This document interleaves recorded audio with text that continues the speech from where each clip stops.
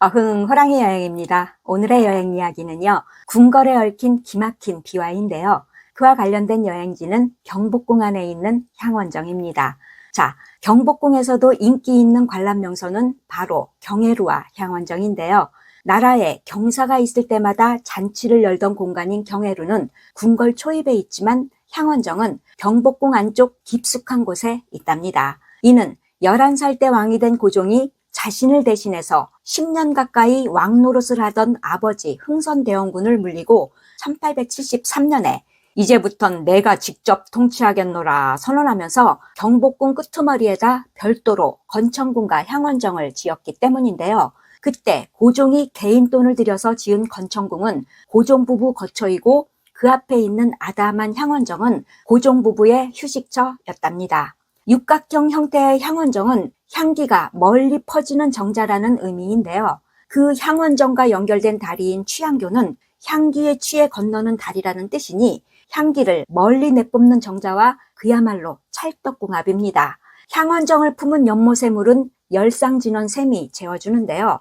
차고 맑은 물의 근원이란 의미인 이 샘의 원천은 경복궁 뒷산에서 흘러내린 지하수랍니다. 그런데 그 물을 연못으로 보내는 통로는 좁기도 하거니와 2번이나 직각으로 꺾여 있는 바람에 물줄기가 콸콸 흐르지 못하는데요. 아니, 왜 그렇게 만든 걸까요? 이는 물이 찔끔찔끔 천천히 흘러서 연못에 슬며시 들어가야 물에 비친 향원정이 흔들리지 않기 때문이랍니다.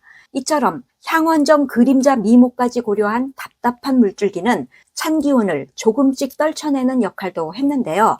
사실 얼음처럼 차가운 지하수가 갑자기 연못에 푹푹 들어가면 물고기들이 감기 들어서 죽기 십상이니 물고기 생명까지 배려한 것이었답니다. 그런 향원정 연못은 국내 최초로 발전기가 설치된 곳인데요. 당시 16촉강짜리 백열 등 750개를 켤 수 있는 설비였답니다. 참고로 1촉강은 양초 1개에 밝기랍니다. 어쨌든 그로 인해 1887년 3월 밤에 우리나라에서 처음으로 전깃불을 밝힌 곳이 건천궁인데요. 그때 컴컴한 밤이 대낮처럼 환해지는 신기한 모습을 구경하기 위해서 수많은 사람들이 몰려들었답니다. 하지만 당시 발전기 성능이 초보 수준이다 보니 수시로 전기가 끊어지면서 건천궁 곳곳에 설치된 백열등 불빛이 꺼졌다 켜졌다 반복하는 통에 건들건들대는 것처럼 보인다 해서 건달불이라 불렀다네요. 어쨌든 그동안 희미하게 불을 밝히던 촛불과는 완전 차원이 다른 백열전구는 미국의 발명왕인 에디슨이 1879년에 만든 건데요. 그 에디슨 전구가 불과 7년 5개월 만에 조선 땅에서 불을 밝힌 겁니다. 이는 당시 청나라나 일본보다 2년이나 빠른 거였는데요. 그럴 만한 이유가 있었답니다. 자, 1882년에 미국과 수호 통상 조약을 맺은 조선은 이듬해인 1883년에 담례 사절단인 보빙사를 미국에 파견했는데요. 이때 보빙사 일행이 미국에서 전등불이 밤거리를 환하게 비추는 신기한 장면을 목격한 겁니다. 당시 보빙사 일행이자 서유견문 저자였던 육일주는 그 전등불을 악마의 힘으로 켜진 불이라고도 했는데요. 미국에서 돌아온 사절단이 고종에게 그 전깃불 얘기를 입에 침이 마르도록 했던 겁니다. 그 얘기에 귀가 솔깃해진 고종이 당시 엄청난 거금을 들여서 전깃불을 서둘러 설치한 건 밤이 두려워서였다는 얘기가 있답니다. 이모군란과 갑신정변을 겪은 후에 별난 걱정을 많이 했던 고종은 행여 변이 생기면 즉시 피난할 요량으로 발빠른 가마꾼들을 뽑아서 대기시키기까지 했다는데요. 특히 한밤중에 별난이 두려워서 날마다 밤새도록 전깃불을 켜놓도록 했다니 전기료도 만만치 않았을 겁니다. 그러니 나라 살림을 깎아먹는 전등불이 그다지 달갑지 않은 상황에서 어느 날 향원정 연못에 있는 물고기들이 떼죽음을 당하면서 궁궐이 발칵 뒤집혔는데요. 바로 그 전깃불 때문이었답니다. 당시 향원정 연못물을 끓여서 발전기를 돌렸고 펄펄 끓던 그 물이 다시금 연못으로 흘러들어가는 바람에 찬물이 아닌 더운 물 때문에 물고기가 떼죽음을 당한 겁니다.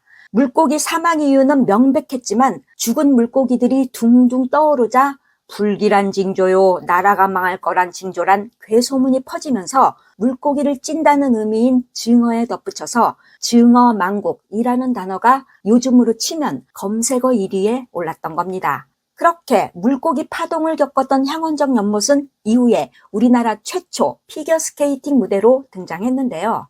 1894년 겨울 꽁꽁 얼어붙은 향원정 연못에 서양 외교관 부부들이 모였다. 날 달린 구두를 신고 얼음을 지친다는 빙조키가 무엇인지 궁금해하던 고종왕이 시범을 보여달라고 청한 것이다. 당시 조선을 방문한 영국 학자 이사벨라 버드 비숍이 남긴 기행문인 조선과 이웃나라들 중 한 대목이랍니다. 그 즈음 조선에는 외교관을 비롯해서 꽤 많은 외국인들이 들어왔는데요. 그들은 각자 취미에 따라 심심풀이용 스포츠 용품들을 가져왔답니다. 피겨스케이트도 그중 하나였는데요. 특히 요상한 신발을 신고 얼음판에서 휙휙 달리고 빙빙 도는 그들의 스케이팅을 생전 처음 본 조선인들에겐 신기함을 넘어서 눈이 휘둥그레지는 놀이였던 겁니다.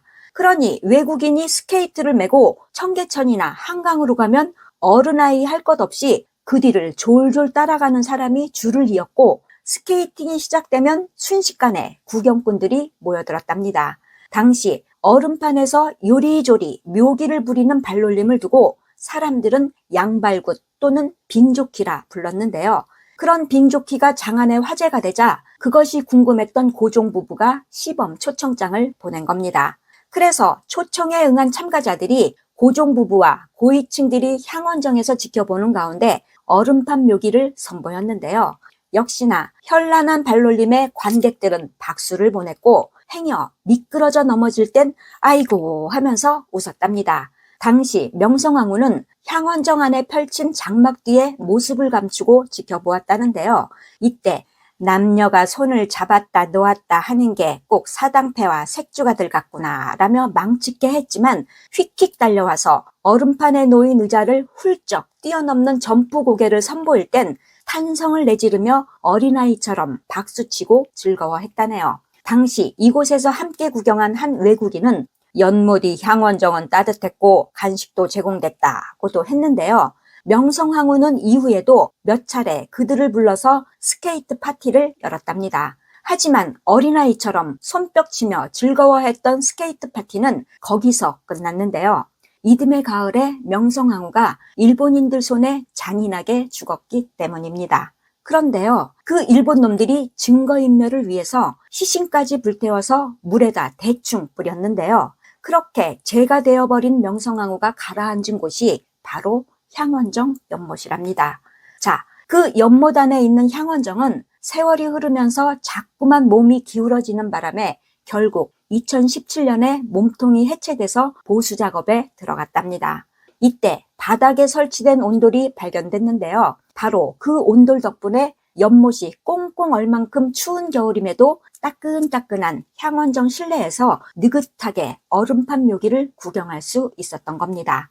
반면에 취향교는 안타깝게도 6.25 전쟁 때 폭삭 무너졌는데요. 전쟁이 중단된 1953년에 서둘러 복원한 취향교는 60년이 넘도록 엉뚱한 자리에 엉뚱한 모습으로 있었답니다. 이 또한 보수 작업으로 인해 바닥을 드러낸 연못에서 발견된 기둥 받침돌을 통해서 취향교의 원래 위치가 그동안 보아왔던 향원정 앞쪽이 아니라 뒤쪽 건천궁 앞에서 연결된 다리였고 형태도 편편한 게 아니라 아치형이었다는 게 밝혀진 겁니다. 어쨌든 복원을 마치고 2021년에 원래 자리, 본래 모습을 되찾은 취향교와 몸통을 다시 세운 향원정 연못은 여전히 아름다운데요.